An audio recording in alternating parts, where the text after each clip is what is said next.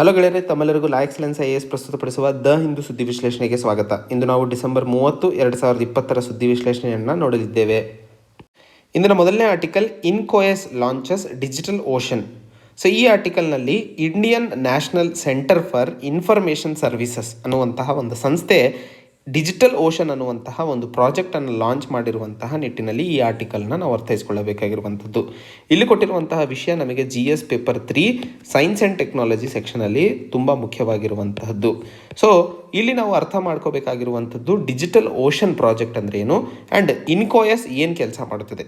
So Indian national centre for oceanic information services ಒಂದು one stop solution ಇದ್ದ ಹಾಗೆ. ಅಂದರೆ ಇದರ ಅಡಿಯಲ್ಲಿ ತಮಗೆ ಯಾವುದೇ ರಿಸರ್ಚ್ ಇನ್ಸ್ಟಿಟ್ಯೂಷನ್ ಆಗಿರ್ಬೋದು, ಆಪರೇಷನಲ್ ಏಜೆನ್ಸೀಸ್ ಆಗಿರ್ಬೋದು, ಸ್ಟ್ರಾಟಜಿಕ್ ಯೂಸರ್ಸ್ ಆಗಿರ್ಬೋದು, ಅಥವಾ ಅಕಾಡೆಮಿಕ್ ಕಮ್ಯುನಿಟಿ ಆಗಿರ್ಬೋದು, ಮ್ಯಾರಿಟೈಮ್ ಇಂಡಸ್ಟ್ರಿ ಆಗಿರ್ಬೋದು, ಹಾಗೂ ಪಬ್ಲಿಕ್ಕಿಗೆ ಸಂಬಂಧಿಸಿದಂತಹ ಎಲ್ಲ ವಿಷಯಗಳನ್ನು ಇನ್ಕೋಯಸ್ ನೋಡಿಕೊಳ್ಳುತ್ತದೆ. ಅಂದರೆ Indian national centre for oceanic information services ಈ ಸಮುದ್ರಕ್ಕೆ ಸಂಬಂಧಿಸಿದಂತಹ ಎಲ್ಲ ಮಾಹಿತಿಯನ್ನು ಈ ಎಲ್ಲ ಡಿಪಾರ್ಟ್ಮೆಂಟ್ಸ್ಗಳಿಗೆ ಕೊಡುವಂತಹದ್ದು.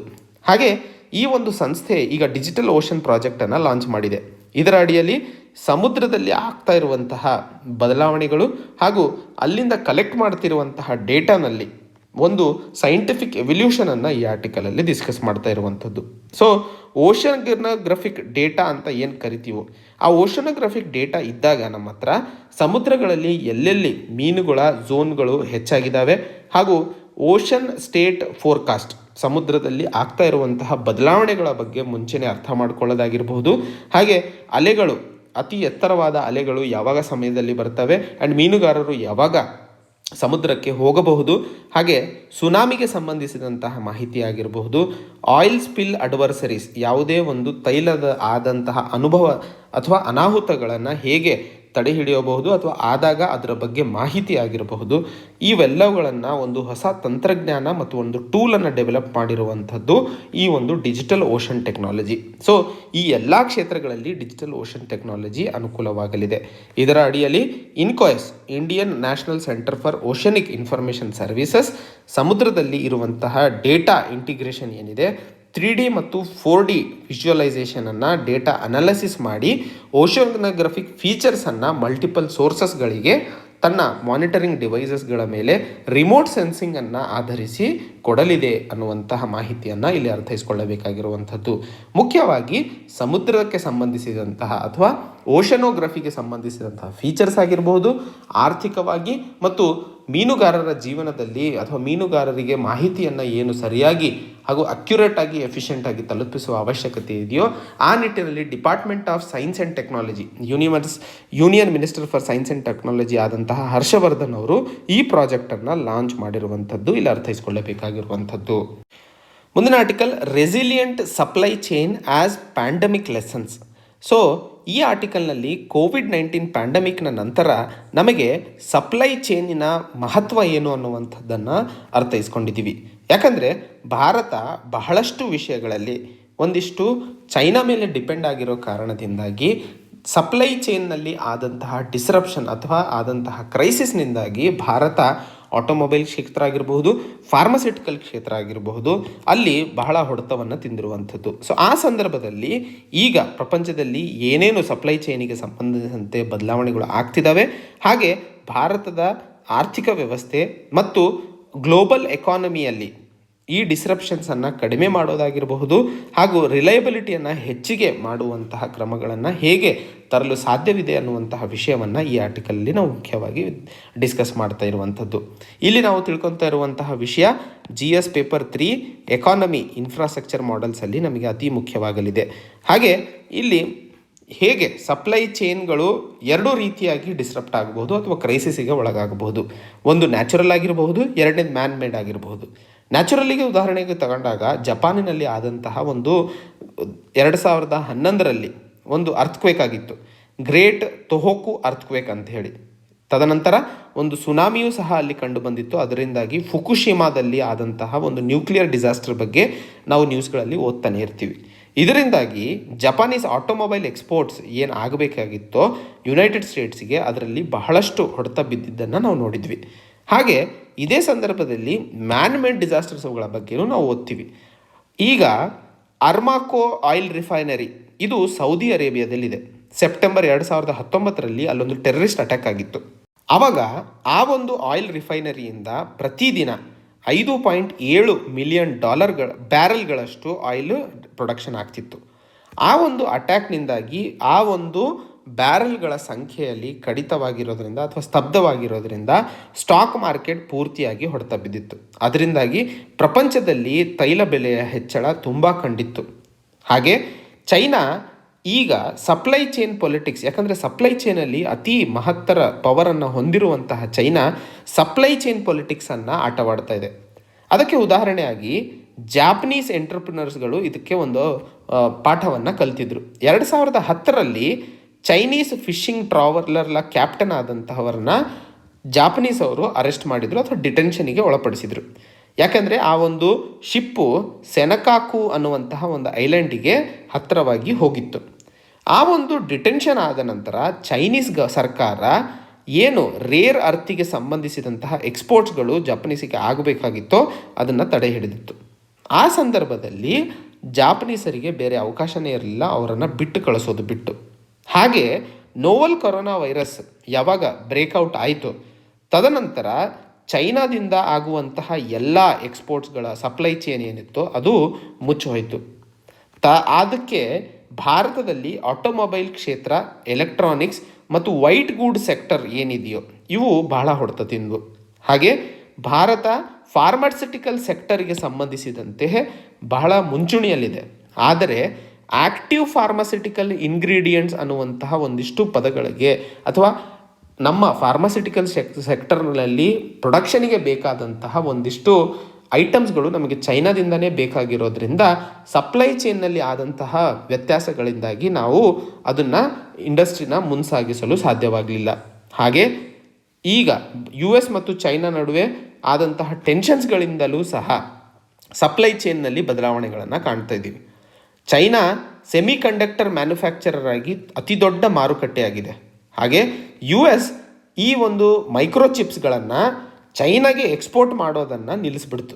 ಯಾಕಂದರೆ ಟೆನ್ಷನ್ ಹೆಚ್ಚಾದ ನಂತರ ಮಿಲಿಟರಿ ಪರ್ಪಸಿಗೂ ಸಹ ಈ ಒಂದು ಸೆಮಿ ಕಂಡಕ್ಟರ್ ಚಿಪ್ಸ್ಗಳನ್ನು ಚೈನಾ ಉಪಯೋಗಿಸುವ ಸಾಧ್ಯತೆಗಳಿದ್ದಾವೆ. ಅದಕ್ಕೋಸ್ಕರ ಇದು ಎಕ್ಸ್ಪೋರ್ಟ್ ಆಗಬಾರದು ಅನ್ನುವಂತಹ ವಿಷಯವನ್ನು US ಪ್ರಸ್ತಾಪ ಮಾಡಿತು. ಇವುಗಳನ್ನೆಲ್ಲ ನೋಡಿದಾಗ ನ್ಯಾಚುರಲ್ ಅರ್ಥಕ್ವೇಕು ಅಥವಾ ಸುನಾಮಿ ಆಗೋದ್ರಿಂದ ಸಪ್ಲೈ ಚೈನ್ನಲ್ಲಿ ವ್ಯತ್ಯಾಸಗಳು ಆಗೋದನ್ನು ನಾವು ನೋಡ್ತಾನೆ ಇದ್ದೀವಿ. ಆದರೆ ಮ್ಯಾನ್ಮೇಡ್ ಸಪ್ಲೈ ಚೈನ್ ಪೊಲಿಟಿಕ್ಸ್ ಆಗಿರಬಹುದು ಅಥವಾ ಎರಡು ರಾಷ್ಟ್ರಗಳ ನಡುವೆ ಆಗುವಂತಹ ಯಾವುದೇ ಡಿಫ್ರೆನ್ಸಸ್ಗಳಿಗೂ ಆಗಿರಬಹುದು, ಪ್ರಪಂಚದಲ್ಲಿ ಸಪ್ಲೈ ಚೈನ್ನಲ್ಲಿ ನಾವು ಬದಲಾವಣೆಗಳನ್ನು ಕಾಣ್ತಾ ಇದ್ದೀವಿ. ಅದೇ ಸಂದರ್ಭದಲ್ಲಿ ಜಪಾನ್, ಭಾರತ ಹಾಗೂ ಆಸ್ಟ್ರೇಲಿಯಾ ಸೇರಿಕೊಂಡು ಸಪ್ಲೈ ಚೈನ್ ರೆಸಿಲಿಯನ್ಸ್ ಇನಿಷಿಯೇಟಿವ್ ಅನ್ನುವಂತಹ ಒಂದು ಕ್ರಮವನ್ನು ಮುಂತೊಕೊತು. ಇದರ ಅಡಿಯಲ್ಲಿ ಯಾವುದೇ ಪೆಟ್ರೋಲಿಯಂ ಆಗಿರ್ಬೋದು, ಆಟೋಮೊಬೈಲ್ ಪಾರ್ಟ್ಸ್ ಆಗಿರ್ಬೋದು, steel, textile, financial service sector, IT sector ಇದಕ್ಕೆ ಸಂಬಂಧಿಸಿದಂತೆ ಯಾವ ಸಂದರ್ಭದಲ್ಲೂ ಸಹ ಪ್ರಪಂಚದ ಘಟನೆಗಳು ಏನೇ ಆಗಿರಲಿ ಸಪ್ಲೈ ಚೈನ್ನಲ್ಲಿ ಬದಲಾವಣೆಗಳು ಆಗಬಾರದು ಅನ್ನುವಂತಹ ಒಂದು ಉದ್ದೇಶದಿಂದ ಜಪಾನ್ ಈ ಒಂದು ಸಪ್ಲೈ ಚೈನ್ ರೆಸಿಲಿಯನ್ಸ್ ಇನಿಷಿಯೇಟಿವನ್ನು ಮುಂದಿಡ್ತು. ಈಗ ಫ್ರಾನ್ಸ್ ಮತ್ತು ಯುನೈಟೆಡ್ ಕಿಂಗ್ಡಮು ಸಹ ಇದಕ್ಕೆ ಪಾಲ್ಗೊಳ್ಳಲು ಮುಂದಾಗ್ತಾ ಇದ್ದಾರೆ ಸಪ್ಲೈ ಚೈನ್ ರೆಸಿಲಿಯನ್ಸ್ ಇನಿಷಿಯೇಟಿವ್ ಬಗ್ಗೆ.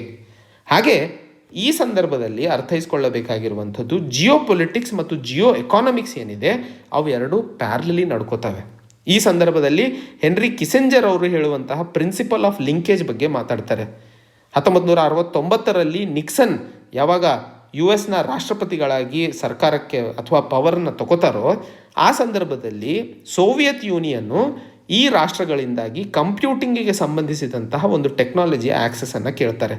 ಆದರೆ ಸೋವಿಯತ್ ಯೂನಿಯನ್ನು US ಹೇಳುವಂತಹ ಸ್ಟ್ರಾಟಜಿಕ್ ಮತ್ತು ಮಿಲಿಟರಿ ಇಶ್ಯೂಸಿನ ಸಂಬಂಧಗಳಲ್ಲಿ ಸೋವಿಯತ್ ಯೂನಿಯನ್ ಸಹಾಯ ಪಡಬೇಕು ಅನ್ನುವಂಥದ್ದು ಹೇಳಿದಾಗ ಅವರು ನಿರಾಕರಿಸ್ತಾರೆ. ಇವುಗಳನ್ನು ನೋಡಿದಾಗ ಜಿಯೋ ಪೊಲಿಟಿಕ್ಸು ಮತ್ತು ಜಿಯೋ ಎಕಾನಮಿಕ್ಸು ಎರಡು ಬೇರೆ ಬೇರೆಯಾಗಿ ನೋಡುವಂತಹ ಸಂದರ್ಭಗಳು ಬಹಳಷ್ಟು ಸರಿ ನಮಗೆ ನೋಡಲು ಸಿಗುತ್ತದೆ. ಎರಡು ಪ್ಯಾರಲಲಿ ನಡೆದಾಗ ಎರಡು ಡಿಪೆಂಡೆಂಟೇ, ಆದರೆ ಎರಡು ಪ್ಯಾರಲಲಿ ನಡ್ಕೊಳ್ಳಲು ಸಾಧ್ಯವಿಲ್ಲ ಅನ್ನುವಂತಹ ಮಾಹಿತಿಯನ್ನು ಈ ಒಂದು ಉದಾಹರಣೆಯಿಂದ ನಿಕ್ಸನ್ ಸಮಯದಲ್ಲಿ ನಾವು ನೋಡಬಹುದು. ಇದೇ ಸಂದರ್ಭದಲ್ಲಿ ಮ್ಯಾನುಫ್ಯಾಕ್ಚರಿಂಗ್ ಅಥವಾ ಟ್ರೇಡ್ ಮತ್ತು ಎಕಾನಾಮಿಕ್ ಎಂಗೇಜ್ಮೆಂಟ್ಸ್ಗಳು ಏನಿರ್ತವೋ ಈ ಒಂದು ಸ್ಟ್ರಾಟಜಿಕ್ ಇಶ್ಯೂಸಿಗೆ ಸಂಬಂಧಿಸಿದಂತೆ ಅದರಲ್ಲೂ ಸಹ ಚೈನಾ ಆಟ ಆಡುತ್ತದೆ. ಯಾಕಂದರೆ ಟ್ರೇಡ್ ವಿಷಯದಲ್ಲಿ ಬಂದಾಗ ಚೈನಾ ಹೇಳುತ್ತದೆ ಭಾರತದ ಜೊತೆಗೆ ನಾವು ನಾರ್ಮಲ್ ರಿಲೇಷನ್ಸ್ಗಳನ್ನು ಹೊಂದಲಿದ್ದೇವೆ ಅಂತ. ಆದರೆ ಯಾವಾಗ ಸ್ಟ್ರಾಟಜಿಕ್ ಇಶ್ಯೂಸ್ ಬರ್ತಾವೋ, ಅಂದರೆ ಲಡಾಖ್ನಲ್ಲಿ ನಾವು ಈಗ ನಡೀತಾ ಇರುವಂತಹ ಕ್ರೈಸಿಸ್ನ ಬಗ್ಗೆ ನಮಗೆ ಮಾಹಿತಿ ಇದೆ. ಟ್ರೇಡ್ ಕ್ಷೇತ್ರದಲ್ಲಿ ಚೈನಾ ಹೇಳುತ್ತದೆ ಭಾರತ ನಮ್ಮ ಒಂದು ಒಳ್ಳೆಯ ಗೆಳೆಯ ಅಂತ ಹೇಳಿ. ಆದರೆ ಯಾವಾಗ ಸ್ಟ್ರಾಟಜಿಕ್ ಇಶ್ಯೂಸ್ ಬರ್ತವೆ ಆವಾಗ ಭಾರತದ ಬಾಗಿಲಿಗೆ ಮೊದಲನೇ ಸ್ಥಾನವ ಅಥವಾ ವಿರುದ್ಧವಾಗಿ ನಿಲ್ಲುವಂತಹ ರಾಷ್ಟ್ರ ಚೈನಾ ಆಗಿ ಹೊರಹೊಮ್ಮುತ್ತಾ ಇದೆ. ಈ ಸಂದರ್ಭದಲ್ಲಿ ಆಸ್ಟ್ರೇಲಿಯಾ ಮತ್ತು ಜಪಾನ್ ಎರಡೂ ಸಹ ತನ್ನ ಸಪ್ಲೈ ಚೈನ್ನಲ್ಲಿ ಮಾಡಿರುವಂತಹ ಬದಲಾವಣೆಗಳನ್ನು ಸಹ ಇಲ್ಲಿ ಉದಾಹರಣೆಯಾಗಿ ತಗೋಬಹುದು. ಚೈನಾದಲ್ಲಿ ಆದಂತಹ ಕೋವಿಡ್-19 ವ್ಯಾಕ್ಸಿನ್ ಅಥವಾ ಕೋವಿಡ್-19 ವೈರಸ್ ಏನಿದೆ ಅದಕ್ಕೆ ಡಿಸ್ಕಷನ್ ಮಾಡಬೇಕು ಅಥವಾ ಅದನ್ನು ಇನ್ವೆಸ್ಟಿಗೇಟ್ ಮಾಡಬೇಕು ಅನ್ನುವಂತಹ ಮಾತನ್ನು ಆಸ್ಟ್ರೇಲಿಯಾ ಮುಂದಿಟ್ಟು, ಆ ಸಂದರ್ಭದಲ್ಲಿ ಚೈನೀಸರು ಅಥವಾ ಚೈನೀಸ್ ಸರ್ಕಾರ ಸ್ಯಾಂಕ್ಷನ್ಸ್ಗಳನ್ನು ಚೈನಾ ಸರ್ಕಾರದ ಮೇಲೆ ಹೊರತು, ಅದರ ಅಡಿಯಲ್ಲಿ ಗ್ರೇನ್ಸ್ ಆಗಿರಬಹುದು, ಬೀಫ್, ವೈನ್, ಕೋಲ್ ಮತ್ತು ಇನ್ನಿತರ ಪದಾರ್ಥಗಳು ಏನು ಆಸ್ಟ್ರೇಲಿಯಾಗೆ ಎಕ್ಸ್ಪೋರ್ಟ್ ಆಗ್ತಿದ್ವೋ ಅವುಗಳನ್ನು ತಡೆ ಹಿಡಿಯಲಾಯಿತು. ಹಾಗೆ 1970ರಲ್ಲಿ ಜಪಾನ್ ಮತ್ತು ಚೈನಾದ ನಡುವೆ ಆದಂತಹ ಸಂಬಂಧಗಳ ನಾರ್ಮಲೈಸೇಷನ್ ನಂತರ ಈಗ ಜಾಪನೀಸ್ ಕಂಪನಿಗಳು ಪ್ರಪಂಚ ಮಟ್ಟದಲ್ಲಿ ಒಳ್ಳೆಯ ಪ್ರಾಫಿಟ್ಸ್ಗಳನ್ನು ಮತ್ತು ಮ್ಯಾನುಫ್ಯಾಕ್ಚರಿಂಗ್ ಫೆಸಿಲಿಟೀಸ್ಗಳನ್ನು ಹೆಚ್ಚಿಗೆ ಚೈನಾದಲ್ಲಿ ಹೊಂದಿದ್ದಾರೆ. ಈಗ ಚೈನಾ +1 ಅನ್ನುವಂತಹ ಒಂದು ಸ್ಟ್ರಾಟಜಿಯನ್ನು ಆಧರಿಸಿ ಚೈನಾದಲ್ಲಿ ಹೊಂದಿರುವಂತಹ ಜಾಪನೀಸ್ ಕಂಪನಿಗಳಿಂದ ಅಥವಾ ಜಾಪನೀಸ್ ಕಂಪನಿಗಳನ್ನು ಅಲ್ಲಿಂದ ಹೊರಬಂದು ಬೇರೆ ಕಡೆ ಇನ್ವೆಸ್ಟ್ ಮಾಡೋದಕ್ಕೋಸ್ಕರ ಒಂದಿಷ್ಟು ಪ್ಯಾಕೇಜ್ಗಳನ್ನು ಕೊಡಲಾಗುತ್ತಿದೆ. ಮೊದಲನೇ ಹಂತದಲ್ಲಿ ಜಪಾನು $2.2 ಬಿಲಿಯನ್ ರಿಲೊಕೇಶನ್ ಪ್ಯಾಕೇಜನ್ನು ಅನೌನ್ಸ್ ಮಾಡಿತು. ಆ ಸಂದರ್ಭದಲ್ಲಿ 89 ಜಾಪನೀಸ್ ಕಂಪನಿಗಳು ಸಬ್ಸಿಡಿಯನ್ನು ಪಡೆದು ಅಲ್ಲಿಂದ ಹೊರಬಂದರು. ಅದರಲ್ಲಿ 57 ಕಂಪನಿಗಳು ಜಪಾನಿಗೆ ಅಥವಾ ಮರುಕಳಿಸಿ ಹೋದರು, 30 ಸೌತ್ ಏಷ್ಯನ್ ರಾಷ್ಟ್ರಗಳಿಗೆ ಹೋದರು. ಈ ಒಂದು ಪ್ಯಾಕೇಜ್ನಿಂದಾಗಿ ಸಣ್ಣ ಮತ್ತು ಮಧ್ಯಮ ವರ್ಗದ ಎಂಟರ್ಪ್ರೈಸಸ್ಗಳು ಯಾವುದೇ ಟ್ರೆಡಿಷನ್ ಮತ್ತು ಕಲ್ಚರ್ ಗೊತ್ತಿಲ್ಲದಿರುವಂತಹ ವಿಯೆಟ್ನಾಂ, ಥೈಲ್ಯಾಂಡ್ ಮತ್ತು ಮಲೇಷಿಯಾಗೆ ತನ್ನ ಬಿಸ್ನೆಸ್ಸನ್ನು ರೀಲೊಕೇಟ್ ಮಾಡಿರುವಂಥದ್ದನ್ನು ನೋಡಿದ್ವಿ. ಹಾಗೆ ಇದೇ ಸಂದರ್ಭದಲ್ಲಿ ಹೆಲ್ತ್ ಆ್ಯಂಡ್ ಮೆಡಿಕಲ್ ಕೇರ್ ಸರ್ವಿಸಸ್ಗಳು ಏನಿರ್ತವೋ, PPE ಕಿಟ್ಗಳು ನಮಗೆಲ್ಲ ಗೊತ್ತಿದೆ. ಅವು ಏನಾದರೂ ಭಾರತಕ್ಕೆ ಬಂದಿದ್ದರೆ ನಮ್ಮ ದೇಶದಲ್ಲಿ ಇರುವಂತಹ ಅತಿ ದೊಡ್ಡ ಡೊಮೆಸ್ಟಿಕ್ ಮಾರ್ಕೆಟ್ ಆಗಿರಬಹುದು ಮತ್ತು ಲೋವರ್ ಮ್ಯಾನುಫ್ಯಾಕ್ಚರಿಂಗ್ ಕಾಸ್ಟ್ ಆಗಿರಬಹುದು, ಅದು ಈ ಜಾಪನೀಸ್ ಕಂಪನಿಗಳಿಗೆ ಲಾಭವಾಗ್ತಿತ್ತು ಅನ್ನುವಂತಹ ಮಾಹಿತಿಯನ್ನು ಇಲ್ಲಿ ಅರ್ಥೈಸ್ಕೊಳ್ಳಬೇಕಾಗಿರುವಂಥದ್ದು. ಹಾಗೆ ಈಗ ಚೈನಾ ಸಪ್ಲೈ ಚೈನ್ ಡಿಸ್ಟ್ರಿಪ್ಷನ್ಸ್ಗಳನ್ನು ತೋರಿಸ್ತಾ ಇರುವಂತಹ ಅಥವಾ ಸಪ್ಲೈ ಚೈನ್ ಡಿಸ್ಟ್ರಿಪ್ಷನ್ ಪೊಲಿಟಿಕ್ಸನ್ನು ಆಧರಿಸಿ ಆಟವಾಡ್ತಾ ಇರೋದರಿಂದ ಭಾರತ ಆ ಒಂದು ಅಪಾರ್ಚುನಿಟಿಯನ್ನು ಪಡ್ಕೊಳ್ಳಲು ಸಾಧ್ಯವಿದೆ. ಆದರೆ ಭಾರತದಲ್ಲಿ ಇರುವಂತಹ ಸಮಸ್ಯೆ ಏನು? ಇಲ್ಲಿ ಮುಖ್ಯವಾಗಿ ಭಾರತ ಮೊದಲನೇದಾಗಿ ನೋಡಬೇಕು ಅಂತಂದರೆ ಯಾವುದೇ ಕಾರಣಕ್ಕೂ ಈ ರೀತಿಯ ಡಿಸ್ರಪ್ಷನ್ಸ್ಗಳಿಗೆ ಮುಂದೆ ಮಾಡೋದಿಲ್ಲ. ಯಾಕಂದರೆ ಭಾರತ ಇನ್ನೂ ಎಮರ್ಜಿಂಗ್ ಎಕಾನಮಿ ಆಗಿರೋದ್ರಿಂದ ಇದು ಮುಂದೆ ಸಾಗುವ ಅವಶ್ಯಕತೆ ಇದೆ. ಸೊ ಈ ರೀತಿಯ ಒಂದು ಪೊಲಿಟಿಕ್ಸನ್ನು ಆಡಲು ಭಾರತ ಯಾವತ್ತಿಗೂ ಮುಂದಾಗೋದಿಲ್ಲ. ಇದೇ ಸಂದರ್ಭದಲ್ಲಿ ನಾವು ಹೆಚ್ಚಿನ ಇಂಪೋರ್ಟ್ಸ್ಗಳ ಮೇಲೆ ರಿಲಯನ್ಸ್ ಇರುವುದರಿಂದ ಯಾವುದೇ ರಾಷ್ಟ್ರಗಳ ಜೊತೆಗೆ ನಾವು ಈ ರೀತಿಯ ಒಂದು ಷಡ್ಯಂತ್ರವನ್ನು ರಚಿಸಲು ಸಾಧ್ಯವಿಲ್ಲ. ಭಾರತ ಯಾವಾಗಲೂ ಎಲ್ಲ ರಾಷ್ಟ್ರಗಳ ಹಿತಾಸಕ್ತಿಯಲ್ಲೇ ಕೆಲಸ ಮಾಡಲು ಮುಂದಾಗುತ್ತದೆ. ಆದರೆ ಚೈನಾ ಉದಾಹರಣೆಗೆ ಆಟೋಮೊಬೈಲ್ ಸೆಕ್ಟರ್, ಚೈನಾದಿಂದ ಸಿಗುವಂತಹ ಎಲ್ಲ ಪಾರ್ಟ್ಸ್ಗಳಲ್ಲಿ ಸುಮಾರು 27% ರಿಕ್ವೈರ್ಮೆಂಟ್ ನಮ್ಮ ಭಾರತಕ್ಕೆ ಚೈನಾ ಸಪ್ಲೈ ಮಾಡುತ್ತದೆ. ಆದರೆ ಬರೀ ಬ್ರೇಕಿಂಗ್ ಕಾಂಪೊನೆಂಟ್ಸ್ಗಳಲ್ಲಿ ಆದಂತಹ ಕಡಿತದಿಂದಾಗಿ ನಾವು ಸರಿಯಾಗಿ ಒಂದು ಬಿಸ್ನೆಸ್ಸನ್ನು ನಮ್ಮ ಭಾರತದಲ್ಲಿ ಮುನ್ಸಾಗಿಸಲು ಸಾಧ್ಯವಾಗಿಲ್ಲ. ಭಾರತ ಇಡೀ ಏಷ್ಯಾದಲ್ಲೇ 4ನೇ ಅತಿ ದೊಡ್ಡ ಮಾರ್ಕೆಟ್ ಆಗಿದ್ದರೂ ಸಹ ಇವತ್ತಿಗೂ 80% ಇಂಪೋರ್ಟ್ಗೆ ನಾವು ಚೈನಾ ಮೇಲೆ ಡಿಪೆಂಡ್ ಆಗಿರುವಂಥದ್ದು. ಹಾಗೆ US, ಜರ್ಮನಿ ಮತ್ತು ಸಿಂಗಾಪುರ್ ಮತ್ತು ಜಪಾನ್ ಮೇಲೂ ನಾವು ಡಿಪೆಂಡ್ ಆಗಿದ್ದೀವಿ. ಈಗ ಈ ಒಂದು ಹೆಲ್ತ್ ಕೇರ್ ಸೆಕ್ಟರ್ನಲ್ಲಿ ನಾವು ಹೆಚ್ಚಿನ ಗಮನವನ್ನು ಕೊಡ್ತಾ ಇದ್ದರೂ ಈಗ ಈ ಒಂದು ಲೋಕಲ್ ಮ್ಯಾನುಫ್ಯಾಕ್ಚರಿಂಗ್ ಗ್ಯಾಪನ್ನು ತುಂಬುವ ಅವಶ್ಯಕತೆ ಇದೆ ಅನ್ನುವಂಥದ್ದನ್ನು ಹೇಳ್ತಾ ಇರುವಂಥದ್ದು. ಭಾರತ ಎಲೆಕ್ಟ್ರಾನಿಕ್ ಇಂಡಸ್ಟ್ರಿಗೆ ಸಂಬಂಧಿಸಿದಂತೆ $120 ಬಿಲಿಯನ್ ಮಾರ್ಕೆಟನ್ನು 2018-19ರಲ್ಲಿ ಹೊಂದಿತ್ತು. ಮುಂದಿನ ದಿನಗಳಲ್ಲಿ $400 ಬಿಲಿಯನ್ ಮಾರ್ಕೆಟನ್ನು 2025ರವರೆಗೆ ಹೊಂದಲಿದೆ. ಈ ಸಂದರ್ಭದಲ್ಲಿ ಭಾರತ ಗ್ಲೋಬಲ್ ಸಪ್ಲೈ ಚೈನನ್ನು ಅಟ್ರ್ಯಾಕ್ಟ್ ಮಾಡಿಬಿಟ್ಟು ಅಥವಾ ಅದನ್ನು ಸಬ್ಸ್ಟ್ಯಾನ್ಷಿಯಲಿ ಎನ್ಹ್ಯಾನ್ಸ್ ಮಾಡಿಬಿಟ್ಟು ಇನ್ವೆಸ್ಟ್ಮೆಂಟ್ಸ್ಗಳನ್ನು ಸೆಮಿಕಂಡಕ್ಟರ್ ಇಂಡಸ್ಟ್ರಿಗೆ ತರುವ ಅವಶ್ಯಕತೆ ಇದೆ. ಅದರಿಂದಾಗಿ ಈ ಇಂಡಸ್ಟ್ರಿ ತನ್ನ ಪೊಟೆನ್ಷಿಯಲನ್ನು ಹೊರಹಾಕಲು ಸಾಧ್ಯವಾಗಲಿದೆ. ಹಾಗೆ ಡಿಫೆನ್ಸ್ ಕ್ಷೇತ್ರದಲ್ಲಿ ನೋಡಿದರೆ ಭಾರತ ಆತ್ಮನಿರ್ಭರ್ ಭಾರತವನ್ನು ಅಥವಾ ಆ ಪಾಲಿಸಿ ಅಡಿಯಲ್ಲಿ ಡಿಫೆನ್ಸ್ ಮ್ಯಾನುಫ್ಯಾಕ್ಚರಿಂಗಿಗೆ ಮೇಕ್ ಇನ್ ಇಂಡಿಯಾ ಪ್ರೋಗ್ರಾಮ್ನ ಅಡಿಯಲ್ಲಿ ಮುಂತಂತು. ಇದರ ಅಡಿಯಲ್ಲಿ 101 ಐಟಮ್ಸ್ಗಳನ್ನು ನೆಗೆಟಿವ್ ಲಿಸ್ಟಲ್ಲಿ ಹಾಕ್ತು, ಯಾವುದು ಇನ್ವೆಸ್ಟ್ ಮಾಡಬಾರ್ದು ಅಂತ. ಸೊ ದಟ್ ರೆಪ್ಯೂಟೆಡ್ ಕಂಪನಿಗಳು ಪ್ರಪಂಚದಲ್ಲಿ ಯಾವಿದಾವೋ ಅವು ಭಾರತದಲ್ಲಿ ಇರುವಂತಹ ಒಳ್ಳೆಯ ಕಂಪನಿಗಳೊಂದಿಗೆ ಒಂದು ಡೀಲನ್ನು ಮಾಡಿಕೊಂಡು ಅಥವಾ ಒಂದು ಪಾರ್ಟ್ನರ್ಶಿಪ್ಪನ್ನು ಮಾಡಿಕೊಂಡು ಅವು ಭಾರತದಲ್ಲೇ ಮ್ಯಾನುಫ್ಯಾಕ್ಚರ್ ಆಗುವಂತಹ ಕ್ರಮಗಳಿಗೆ ಮುಂದಾಗಬೇಕು ಅನ್ನುವಂಥದ್ದು. ಭಾರತಕ್ಕೆ ಇವತ್ತು ಒಳ್ಳೆಯ ಕೆಪಾಸಿಟಿ ಮತ್ತು ಪೊಟೆನ್ಷಿಯಲ್ ಇದೆ, ಇಡೀ ಪ್ರಪಂಚದಲ್ಲೇ ಹೆಚ್ಚಿನ ಇನ್ವೆಸ್ಟ್ಮೆಂಟ್ಸ್ ಹೊಂದುವಂತಹ ರಾಷ್ಟ್ರವನ್ನಾಗಿ ಹೊರಹೊಮ್ಮಲು. ಹಾಗೆ ಅತಿ ದೊಡ್ಡ ಮ್ಯಾನುಫ್ಯಾಕ್ಚರಿಂಗ್ ಹಬ್ ಆಗಿ ಭಾರತ ಹೊಮ್ಮುವ ಎಲ್ಲ ಲಕ್ಷಣಗಳನ್ನು ಹೊಂದಿದ್ದು ಈ ಒಂದು ಪ್ಯಾಂಡಮಿಕ್ ನಂತರ ಆ ಕ್ರಮಗಳನ್ನು ಕೈಗೊಳ್ಳುವ ಅವಶ್ಯಕತೆ ಇದೆ ಅನ್ನುವಂತಹ ಮಾಹಿತಿಯನ್ನು ಇಲ್ಲಿ ಲೇಖಕರು ಹೇಳೋದನ್ನು ಬಯಸ್ತಾ ಇರೋದನ್ನು ನಾವು ಇಲ್ಲಿ ಅರ್ಥೈಸಿಕೊಳ್ಳಬೇಕಾಗಿರುವಂಥದ್ದು. ಮುಂದಿನ article the tragedy of conservation. ಈ ಆರ್ಟಿಕಲ್ನಲ್ಲಿ 2012ರಲ್ಲಿ 39 ಎಕರೆಗಳ national park, wildlife sanctuary ಮತ್ತು ರಿಸರ್ವ್ ಫಾರೆಸ್ಟ್ಗಳು ಏನು ವೆಸ್ಟರ್ನ್ ಘಾಟ್ಸಲ್ಲಿ ಇದ್ದಾವೋ ಅವುಗಳನ್ನು ವರ್ಲ್ಡ್ ಹೆರಿಟೇಜ್ ಸೈಟನ್ನಾಗಿ ಡಿಕ್ಲೇರ್ ಮಾಡಲಾಯಿತು. ಹಾಗೆ ಈ ವರ್ಲ್ಡ್ ಹೆರಿಟೇಜ್ ಸೈಟ್ಗಳನ್ನು ಡಿಕ್ಲೇರ್ ಮಾಡುವ ಮುಖ್ಯ ಉದ್ದೇಶ ಅಲ್ಲಿನ ಬಯೋಡೈವರ್ಸಿಟಿಯ ಬೆಲೆಯನ್ನು ಉಳಿಸ್ಕೊಳ್ಳುವಂಥದ್ದು ಮುಖ್ಯವಾಗಿರುತ್ತದೆ. ಹಾಗೆ ಇದರಲ್ಲಿ ಅಂದರೆ 39 ಏರಿಯಾಗಳಲ್ಲಿ ಏನು ಡಿಕ್ಲೇರ್ ಮಾಡಲಾಗಿತ್ತು ಅದರಲ್ಲಿ 10 ಏರಿಯಾಗಳು ಕರ್ನಾಟಕದಲ್ಲೇ ಇರುವಂಥದ್ದು. ಈ ಏರಿಯಾವನ್ನು ವರ್ಲ್ಡ್ ಹೆರಿಟೇಜ್ ಸೈಟನ್ನಾಗಿ ಡಿಕ್ಲೇರ್ ಮಾಡಿದ ನಂತರ ministry of environment and forest ಅಲ್ಲಿ ಇರುವಂತಹ ಪೊಟೆನ್ಷಿಯಲ್ ಹೆರಿಟೇಜ್ ಸೈಟ್ಸ್ಗಳನ್ನು ಐಡೆಂಟಿಫೈ ಮಾಡಿಬಿಟ್ಟು ಅಲ್ಲಿ ಯಾರು ಜನರು ವಾಸವಾಗಿದ್ದಾರೋ ಅದನ್ನು ಹೊರಗೆ ಹಾಕಬೇಕು ಅಥವಾ ಅವರು ಹೊರ ಹೋಗಬೇಕು. ಯಾಕಂದರೆ ಅಲ್ಲಿ ಇರುವಂತಹ ಎಕಾಲಜಿಕಲ್ ಬ್ಯಾಲೆನ್ಸನ್ನು ಎಕಾಲಜಿಕಲಿ ಸೆನ್ಸಿಟಿವ್ ಏರಿಯಾಸ್ ಅಂತ ಏನು ಡಿಕ್ಲೇರ್ ಮಾಡಲಾಗುತ್ತದೆಯೋ ಅದನ್ನು ಉಳಿಸಬೇಕು ಅನ್ನುವಂತಹ ಪ್ರಯತ್ನದಿಂದ. ಆದರೆ ಇವೆಲ್ಲ ಬದಲಾವಣೆಗಳು ಫಾರೆಸ್ಟ್ ರೈಟ್ಸ್ ಆ್ಯಕ್ಟ್ 2016 ಏನು ಫಾರೆಸ್ಟ್ನಲ್ಲಿ ಇರುವಂತಹ ಅಥವಾ ಕಾಡಿನಲ್ಲಿ ಇರುವಂತಹ ಜನರಿಗೆ ತನ್ನದೇ ಆದ ಕಾಡಿಗೆ ಸಂಬಂಧಿಸಿದಂತಹ ಮೈನರ್ ಫಾರೆಸ್ಟ್ ಪ್ರೊಡ್ಯೂಸ್ಗಳಿಗೆ ಒಂದು ರೈಟ್ಸ್ಗಳನ್ನು ಕೊಡೋದಕ್ಕೆ ತರಲಾಯಿತು. ತದನಂತರ declaration on rights of indigenous people 2007 United Nations ಈ ಒಂದು ರೈಟನ್ನು ಜಾರಿಗೆ ತಂದಿತ್ತು. ಆದರೆ ಇವರಿಗೆ ಈ ಸಮಯದಲ್ಲಿ ಕಾಡಿನಲ್ಲಿ ವಾಸಿಸುತ್ತಿರುವಂತಹ ಜನರಿಗೆ ವರ್ಲ್ಡ್ ಹೆರಿಟೇಜ್ ಸೈಟ್ ಯುನೆಸ್ಕೋ ಅಂತ ಡಿಕ್ಲೇರ್ ಮಾಡಿದ ಮೇಲೆ ಅವರು ತಮ್ಮ ವಾಸಸ್ಥಳವನ್ನು ಬಿಟ್ಟು ಹೊರ ಹೋಗಬೇಕಾಗುತ್ತದೆ ಅನ್ನುವಂತಹ ಮಾಹಿತಿ ಅವರಿಗೆ ಗೊತ್ತಿರಲಿಲ್ಲ. ಈ 2 ರೈಟ್ಸ್ಗಳನ್ನು ಅಲ್ಲಿ ವಾಸಿಸುತ್ತಿರುವಂತಹ ಜನರ ಲಾಭಕ್ಕೋಸ್ಕರನೇ ತರಬೇಕಾಯಿತು. ಆದರೆ ಈ ರೀತಿಯಾಗಿ ವರ್ಲ್ಡ್ ಹೆರಿಟೇಜ್ ಸೈಟನ್ನಾಗಿ ಆಧರಿಸಿ ಅಥವಾ ಡಿಕ್ಲೇರ್ ಮಾಡಿದ ನಂತರ ಅವರು ಜನರೇಷನ್ಸ್ ಅಂದರೆ ಅವರು ಒಂದಾದ ನಂತರ ಒಂದು ಅವ್ರ ತಾತ ಮುತ್ತಾತರು ಅಲ್ಲಿ ಬದುಕಿದ್ದ ಜಾಗವನ್ನು ಬಿಟ್ಟು ಹೊರಗಡೆ ಹೋಗಿ ಬದುಕುವುದಂತಂದರೆ ಯಾವ ರೀತಿ ಅನ್ನುವಂತಹ ಪ್ರಶ್ನೆ.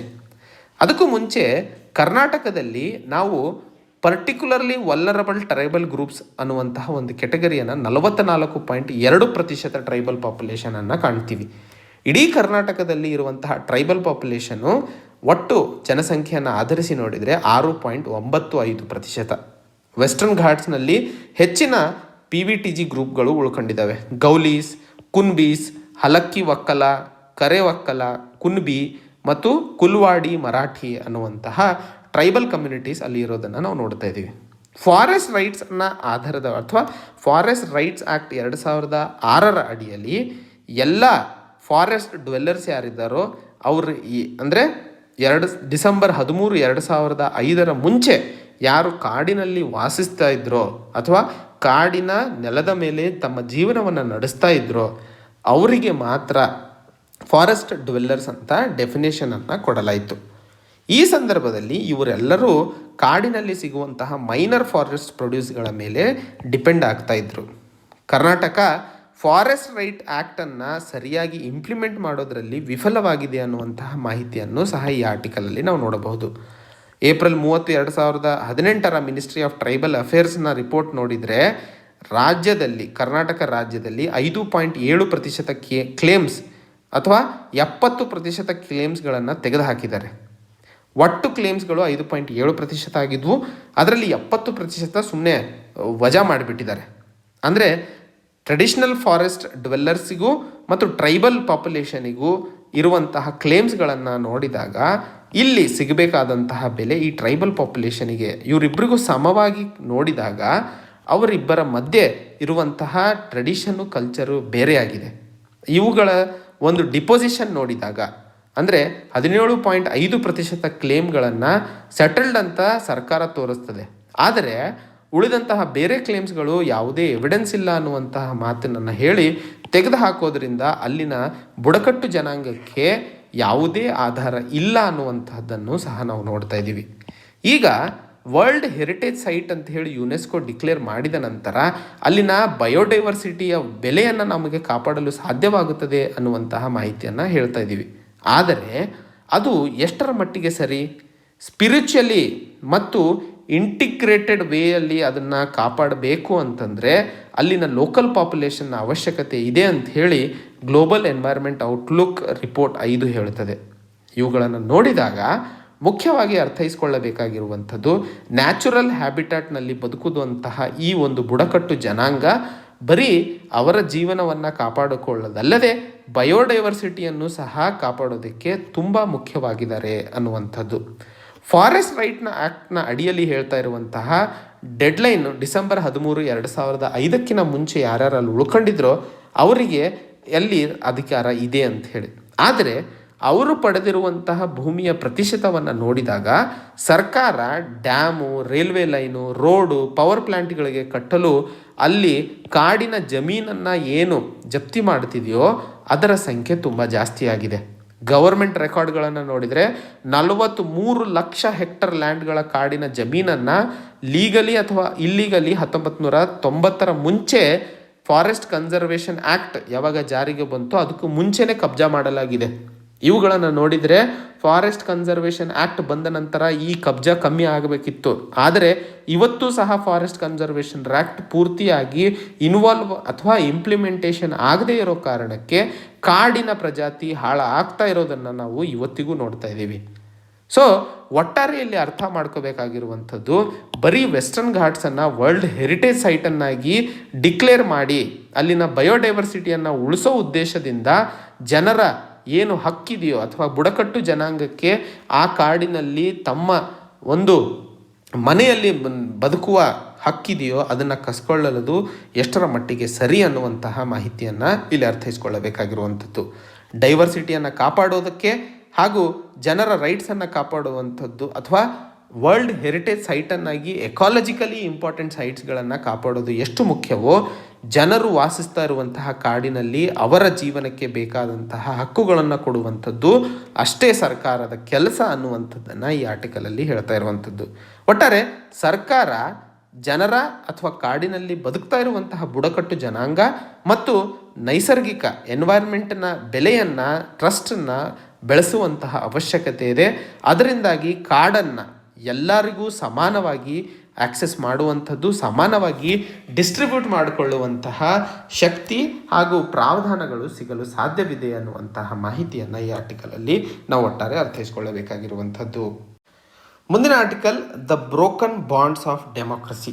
ಈ ಆರ್ಟಿಕಲಲ್ಲಿ ಸದ್ಯಕ್ಕೆ ಸೆಂಟ್ರಲ್ ಇನ್ಫಾರ್ಮೇಷನ್ ಕಮಿಷನ್ ಈಗ SBIನಲ್ಲಿ ಇರುವಂತಹ ಎಲೆಕ್ಟ್ರಾಲ್ ಬಾಂಡ್ ಸ್ಕೀಮ್ ಏನು 2018ರಲ್ಲಿ ಜಾರಿಗೆ ತರಲಾಗಿತ್ತೋ ಅಲ್ಲಿ ಇರುವಂತಹ ಡೋನರ್ಸ್ ಮತ್ತು ಡೋನಿಗಳ ಮಾಹಿತಿಯನ್ನು ಸೆಕ್ಷನ್ 8 ರೈಟ್ ಟು ಇನ್ಫಾರ್ಮೇಷನ್ ಆ್ಯಕ್ಟ್ನ ಅಡಿಯಲ್ಲಿ ಜನರಿಗೆ ಪಬ್ಲಿಕ್ ಮಾಡಲು ಸಾಧ್ಯವಿಲ್ಲ ಅನ್ನುವಂತಹ ಒಂದು ಮಾತನ್ನು ಏನು SBI ಹೇಳಿತ್ತೋ ಅದನ್ನು ಸೆಂಟ್ರಲ್ ಇನ್ಫಾರ್ಮೇಷನ್ ಕಮಿಷನ್ ಈಗ ಅದನ್ನು ಎತ್ತಿ ಹಿಡಿದಿರುವಂತಹ ನಿಟ್ಟಿನಲ್ಲಿ ಈ ಆರ್ಟಿಕಲನ್ನು ನಾವು ನೋಡಲಿದ್ದೇವೆ. ಈ ಆರ್ಟಿಕಲ್ನಲ್ಲಿ ಕೊಟ್ಟಿರುವಂತಹ ಮಾಹಿತಿ ನಮಗೆ GS paper 2 right to information ಆ್ಯಕ್ಟ್ನಲ್ಲಿ ನಮಗೆ ಅತಿ ಮುಖ್ಯವಾಗಲಿದೆ. ರೈಟ್ ಟು ಇನ್ಫಾರ್ಮೇಷನ್ ಆ್ಯಕ್ಟ್ 2005ರ ಅಡಿಯಲ್ಲಿ ಈ ಒಂದು ಸೆಂಟ್ರಲ್ ಇನ್ಫಾರ್ಮೇಷನ್ ಕಮಿಷನನ್ನು ಜಾರಿಗೆ ತರಲಾಗಿತ್ತು. ಅಂದರೆ ಸರ್ಕಾರದಲ್ಲಿ ಅಥವಾ ಸರ್ಕಾರಕ್ಕೆ ಸಂಬಂಧಿಸಿದಂತಹ ಮಾಹಿತಿಯನ್ನು ಈ ಒಂದು ಸಂಸ್ಥೆ ಅಥವಾ ಈ ಒಂದು ಬಾಡಿ ನೋಡಿಕೊಳ್ಳುತ್ತದೆ ಅನ್ನುವಂತಹದ್ದಕ್ಕೆ ನಮಗೆಲ್ಲ ಗೊತ್ತಿರೋ ಹಾಗೆ 2018ರಲ್ಲಿ ಎಲೆಕ್ಟ್ರಾಲ್ ಬಾಂಡ್ ಸ್ಕೀಮನ್ನು ಜಾರಿಗೆ ತರಲಾಯಿತು. ಈ ಎಲೆಕ್ಟ್ರಾಲ್ ಬಾಂಡ್ ಸ್ಕೀಮು ಒಂದು ಪ್ರಾಮಿಸರಿ ನೋಟಾಗಿ ಹೊರಹೊಮ್ಮಿತ್ತು. ಈ ಪ್ರಾಮಿಸರಿ ನೋಟ್ 1,000 ರೂಪಾಯಿ, 10,000 ರೂಪಾಯಿ, 1 ಲಕ್ಷ ಮತ್ತು 10 ಲಕ್ಷಗಳ ಬೆಲೆಯಲ್ಲಿ ಬರೀ ಕೆಲವೊಂದು SBIಗಳಲ್ಲಿ ತಾವು ಖರೀದಿ ಮಾಡುವಂಥದ್ದು ಪ್ರಾವಧಾನಗಳನ್ನು ಮಾಡಲಾಗಿತ್ತು, ಅಂದರೆ ನಿರ್ದಿಷ್ಟ ಸಮಯದಲ್ಲಿ. ಹಾಗೆ ಈ ಒಂದು ಸ್ಕೀಮ್ನ ಅಡಿಯಲ್ಲಿ ಏನು ಡೋನರ್ಸ್ಗಳಿಗೆ ಪ್ರಾವಧಾನವನ್ನು ಮಾಡಲಾಗಿತ್ತೋ ಆ ಒಂದು ಮಾಹಿತಿಯನ್ನು ಪಡೆಯಲು ರೈಟ್ ಟು ಇನ್ಫಾರ್ಮೇಷನ್ ಆ್ಯಕ್ಟ್ನ ಅಡಿಯಲ್ಲಿ SBI ನಿರಾಕರಿಸಿದ್ದು, ಆ ಒಂದು ನಿರಾಕರಿಸಿದ ಮಾಹಿತಿಯನ್ನು ಸೆಂಟ್ರಲ್ ಇನ್ಫಾರ್ಮೇಷನ್ ಕಮಿಷನ್ ಎತ್ತಿ ಹಿಡಿದಿರುವಂತಹ ನಿಟ್ಟಿನಲ್ಲಿ ಎಲೆಕ್ಟ್ರಲ್ ಬಾಂಡ್ ಸ್ಕೀಮ್ ಏನು 2018ರಲ್ಲಿ ಜಾರಿಗೆ ತರಲಾಗಿತ್ತೋ ಅದು ಇಲ್ಲೀಗಲ್ ಅನ್ನುವಂತಹದ್ದನ್ನು ನಾವು ನೋಡ್ತಾ ಇದ್ದೀವಿ. ಹಾಗಾದರೆ ಯಾಕೆ ಇಲ್ಲೀಗಲ್ ಇದು ಅನ್ನುವಂಥದ್ದನ್ನು ಇಲ್ಲಿ ನೋಡೋಣ. ಮೊದಲನೇದಾಗಿ, ಯಾವುದೇ ಸ್ಕೀಮ್ನ ಅಡಿಯಲ್ಲಿ ಕೊಡುವಂತಹ ಮಾಹಿತಿ ಪ್ರಜಾಪ್ರಭುತ್ವಕ್ಕೆ ಎಲೆಕ್ಷನ್ಸ್ ಬಹಳ ಮುಖ್ಯವಾಗಿರುವಂಥದ್ದು. ಇಲ್ಲಿ ಒಂದು ಮುಖ್ಯವಾದ ಕೇಸ್ನ ಹೇಳಲಾಗ್ತಾ ಇದೆ.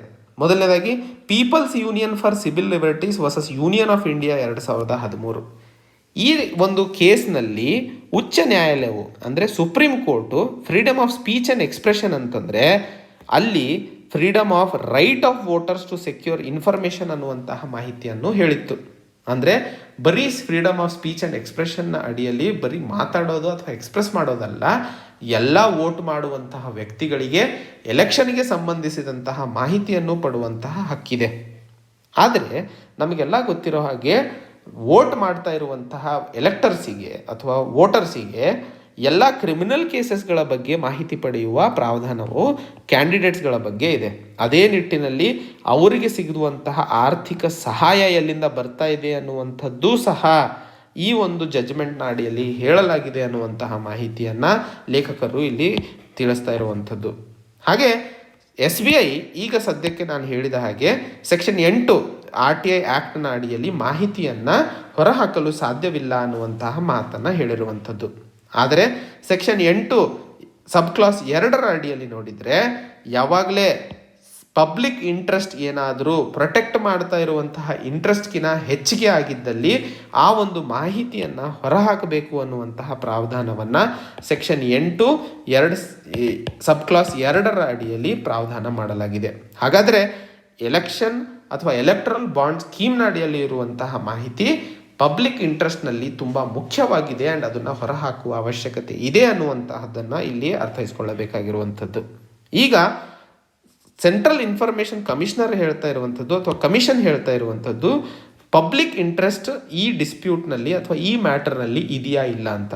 ಆದರೆ ಎಲೆಕ್ಟ್ರಲ್ ಬಾಂಡ್ ಸ್ಕೀಮ್ನಲ್ಲಿ ಆಗ್ತಾ ಇರುವಂತಹ ಫೈನಾನ್ಸ್ ಏನು ಪೊಲಿಟಿಕಲ್ ಪಾರ್ಟೀಸಿಗೆ ಆಗ್ತಾ ಇದೆಯೋ ನಮ್ಮ ಪ್ರಜಾಪ್ರಭುತ್ವದಲ್ಲಿ ಅದು ಪಬ್ಲಿಕ್ ಇಂಟ್ರೆಸ್ಟಿಗೆ ಸಂಬಂಧಿಸಿದಂಥದ್ದು ಅನ್ನುವಂಥದ್ದು ಹೇಳೋದಕ್ಕೆ ಯಾವುದೇ ಡಿಸ್ಪ್ಯೂಟ್ ಇಲ್ಲ.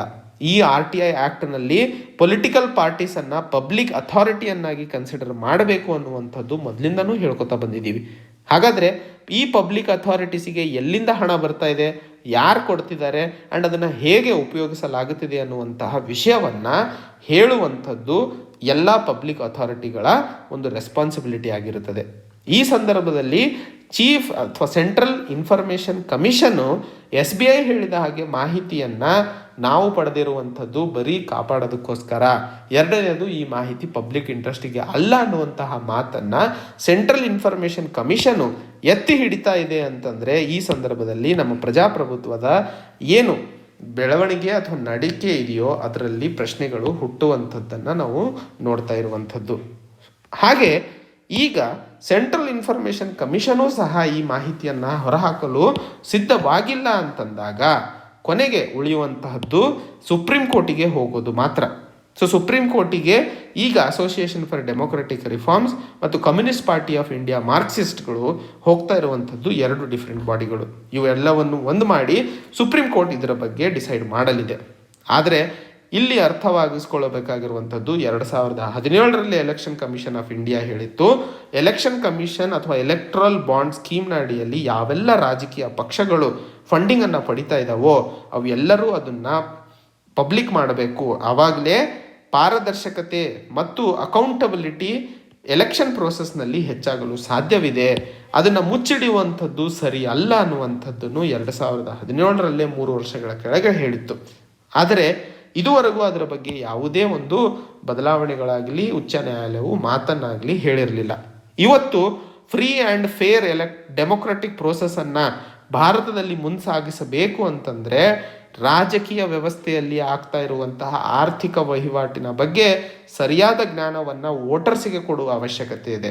ಹಾಗಾದರೆ ಇವತ್ತು ಈ ಅನ್ಸೆಟಲ್ಡ್ ಲಾ ಏನು ಒಂದು ಡೇಂಜರ್ ಆಗಿ ಉಳ್ಕೊಂಡಿದೆಯೋ ನಮ್ಮ ಎಲೆಕ್ಷನ್ ಪ್ರೋಸೆಸ್ನಲ್ಲಿ, ಅದನ್ನು ಉಚ್ಚ ನ್ಯಾಯಾಲಯವು ಆದಷ್ಟು ಬೇಗ ಸೆಟಲ್ ಮಾಡುವ ಅವಶ್ಯಕತೆ ಇದೆ. ಆ್ಯಂಡ್ ಎಲೆಕ್ಟ್ರಲ್ ಬಾಂಡ್ಸ್ಗಳ ಸಂವಿಧಾನಿಕ ಟೆಸ್ಟನ್ನು ಮಾಡಿ ಅದು ಎಷ್ಟರ ಮಟ್ಟಿಗೆ ಸರಿ ಇದೆ ಅನ್ನುವಂಥದ್ದನ್ನು ಡಿಸೈಡ್ ಮಾಡುವ ಅವಶ್ಯಕತೆ ಇದೆ ಅನ್ನುವಂತಹ ಮಾಹಿತಿಯನ್ನು ಈ ಆರ್ಟಿಕಲಲ್ಲಿ ನಾವು ಅರ್ಥೈಸ್ಕೊಳ್ಳಬೇಕಾಗಿರುವಂಥದ್ದು ಅನ್ನುವಂಥದ್ದನ್ನು ಇಲ್ಲಿ ನೋಡಬೇಕಾಗಿದೆ.